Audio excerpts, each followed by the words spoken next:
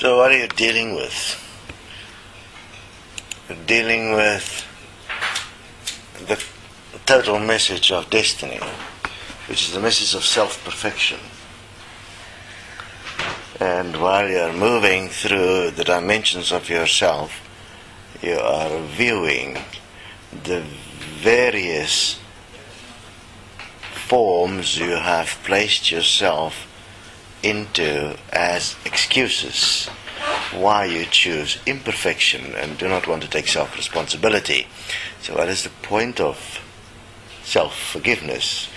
Is to understand the key that everyone that do not want to take self-responsibility will give you the excuse that they cannot forgive themselves, but only God can forgive them. So the very act of self-forgiveness places you equal with God, and therefore the act of self-forgiveness is an act of equality with God in all facets of God, because what God is given the authority to do is to forgive you, while in fact by forgiving yourself you are taking that authority as yourself. Self-honesty is obviously to observe where you are not acting as perfection, as that which will be the best for all, which is perfection. Within the context of this reality, what's best for all is perfection. So therefore, that is your self-honesty. And then common sense is the ability to consider within the context of your limitation the workings of the system in terms of identifying what works for everyone and what doesn't work for everyone. That in itself is an act of perfection within the context of the design of the system. And that is the first point one must do, stand equal as the system within its design is perfect, and follow the rules of the design. The very moment you allow those rules to become fickle, you become less than the system, and then you're immediately imperfect within the context of your environment.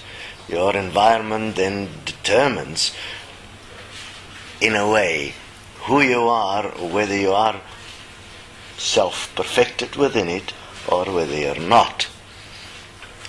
Then therefore you'll go through manifestations of the personified self, which is a projection of your idea in this reality based on the feedback that you are getting, which is happening at the level of your symbolic self, because you're existing within this reality in real time, quantum time, as the symbolic self. That is the resonant self. And you're existing within what you would call your conscious self. That conscious self is your projection of the excuses of why you are the way you are and why you can do nothing about it. That moves in extreme slow time and is utilizing a peculiar way of existence, where the resonance will send a thought into your conscious awareness, and you will either accept or reject the thought, and accordingly you will define yourself without realizing, if you really slow it down, that you never actually even had the thought.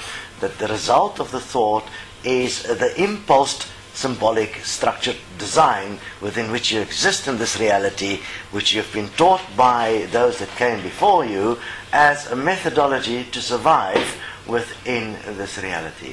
And that survival impulse is the primary driving force within your existence, and that is based on, for instance, a relationship and the bringing forth of new members of the human race within which you can clone yourself, which is what a parent do with a child. The child is just a clone of the parent. Simplistically, the parent will impose on the child more than they did themselves. Therefore, the parent will expect from the child a sense of perfection, and thus use all the mistakes they made in their own life in showing the child what mistakes they should prevent, which is purely an act of self-perfection. The problem is, because it's not understood exactly how it operates, the opposite happens.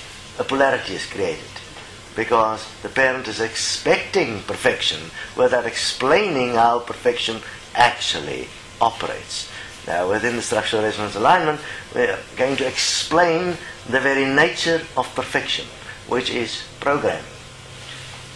Within a program, you can design the structured specificity of the outcome, which is an act of God, to program reality to a particular standard of existence, of form. All form is a program. And currently, the human is less than the form that exists because it refused to take the responsibility for the design that is here, and has created an energetic reflection of it, which is a mirror effect of it. That means it has taken the energy that comes from the form as if that is reality, while that in fact is only the way one con yourself not to be conscious of the conscience you require to be able to handle with the consequence of what you allow if you do not consider the nature of form within the context of your existence here. The existence on earth is simply an interaction between forms. In that interaction exist relationships. The definition of these relationships determine the outcome of the relationship. In accepting the definition of the relationships and the systems as they exist now, one is automatically responsible because you determine the nature of the relationship. Therefore, this reality of form is a reality of relationships. And this relationships determines everything that happens in this world. And who's God within this? It is the human. And the human is not accepting the principle that one can perfect yourself within the participation, design, and definition of relationships. And that is what you're really busy with, self-perfection. That is the point Desteni is busy with. That is what is busy happening in heaven, self-perfection. You're either going to take that responsibility of perfecting yourself through self-honesty, self-responsibility, self-forgiveness, and common sense, which are all acts of God, acts of perfection. Or you're going to have an excuse and be a whiner and feel sad and feel emotional and feel like everything is against you while it's only you that's against you, because you're not willing to take that act of self-responsibility.